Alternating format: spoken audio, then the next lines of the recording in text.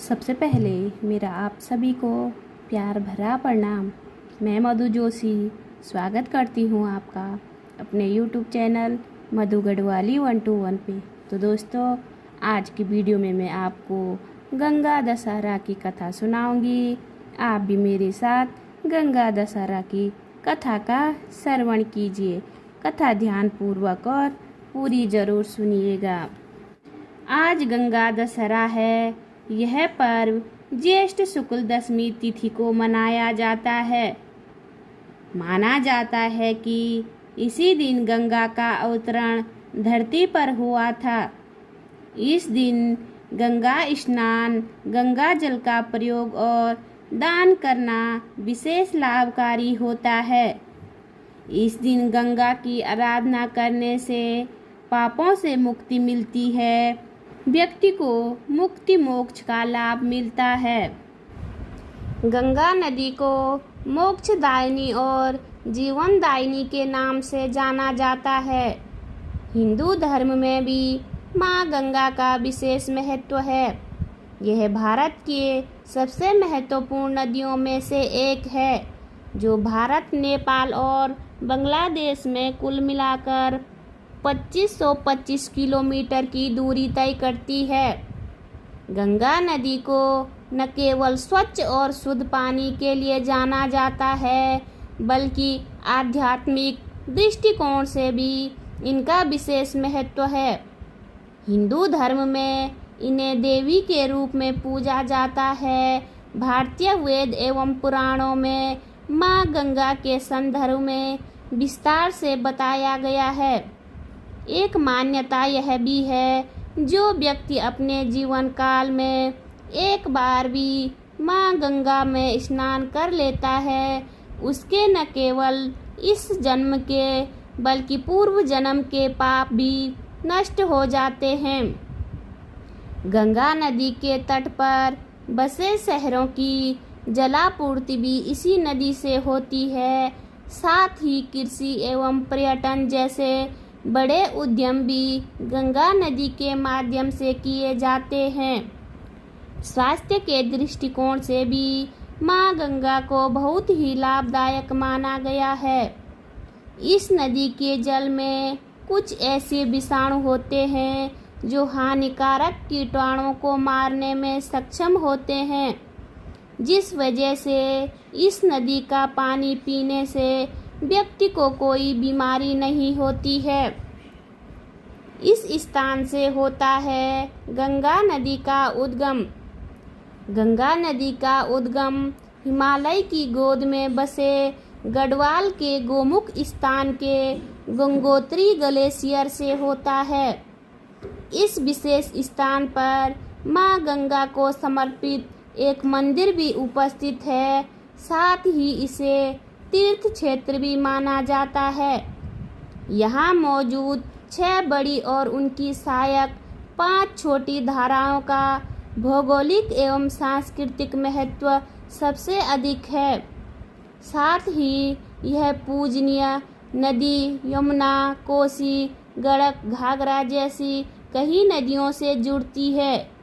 इसके साथ माँ गंगा के उद्गम की कथा पुराणों में भी विस्तार से बताई गई है। गंगा मैया की कथा। एक बार महाराज सगर ने व्यापक यज्ञ किया। उस यज्ञ की रक्षा का भार उनके पौत्र अंशुमान ने संभाला। इंद्र ने सगर के यज्ञ अश्व का अपहरण कर लिया। यह यज्ञ के लिए विघ्न था। परिणामतः अंशुमान ने सगर के 60,000 प्रजा लेकर अश्व को खोजना शुरू कर दिया। सारा भूमंडल खोज लिया पर अश्व नहीं मिला। फिर अश्व को पाताल लोक में खोजने के लिए पृथ्वी को खोदा गया। खुदाई पर उन्होंने देखा कि साक्षात भगवान महर्षि कपिल के रूप में तपस्या कर रहे हैं। उन्हीं के पास महाराज सगर का अश्व घास चर रहा था। प्रजा उन्हें देखकर चोर चोर चिल्लाने लगी। महर्षि कपिल की समाधि टूट गई। ज्यों ही महर्षि ने अपने आग्नेय नेत्र खोले, त्यों ही सारी प्रजा भस्म हो गई। इन मृत लोगों के उद्धार के लिए महाराज दिलीप के पुत्र भागीरथ ने कठोर तप किया। भागीरथ के तप से प्रसन्न होकर ब्रह्मा ने उनसे वर मांगने को कहा तो भागीरथ ने गंगा की मांग की। इस पर ब्रह्मा ने कहा, राजन, तुम गंगा का पृथ्वी का अवतरण तो चाहते हो, परंतु क्या तुमने पृथ्वी से पूछा है कि वह गंगा के भार तथा वेग को संभाल पाएगी? मेरा विचार है कि गंगा के वेग को संभालने की शक्ति केवल भगवान शंकर में है। इसलिए उचित यह होगा कि गंगा का भार एवं वेग संभालने के लिए भगवान शिव का अनुग्रह प्राप्त कर लिया जाए। महाराज भगीरथ ने वैसे ही किया। उनकी कठोर तपस्या से प्रसन्न होकर ब्रह्मा जी ने गंगा की धारा को अपने कमंडल से छोड़ा। तब भगवान शिव ने गंगा की धारा को अपनी जटाओं में समेटकर जटाएं बांध ली। इसका परिणाम यह हुआ कि गंगा को जटाओं से बाहर निकलने का पथ नहीं मिल सका। अब महाराज भगीरथ को और भी अधिक चिंता हुई। उन्होंने एक बार फिर भगवान शिव की आराधना में घोर तप शुरू कर दिया। तब कहीं भगवान शिव ने गंगा की धारा को मुक्त करने का वरदान दिया। इस प्रकार शिवजी की जटाओं से छूटकर गंगा जी हिमालय की घाटियों में कल कल निधान करके मैदान की ओर मुड़ी। इस प्रकार भागीरथ पृथ्वी पर गंगा का वरण करके बड़े भाग्यशाली हुए। उन्होंने जनमानस को अपने पुण्य से उपकृत कर दिया। युगों युगों तक बहने वाली गंगा की धारा महाराज भगीरथ की कष्टमयी साधना की गाथा कहती है। गंगा प्राणी मात्र को जीवन दान ही नहीं देती, मुक्ति भी देती है।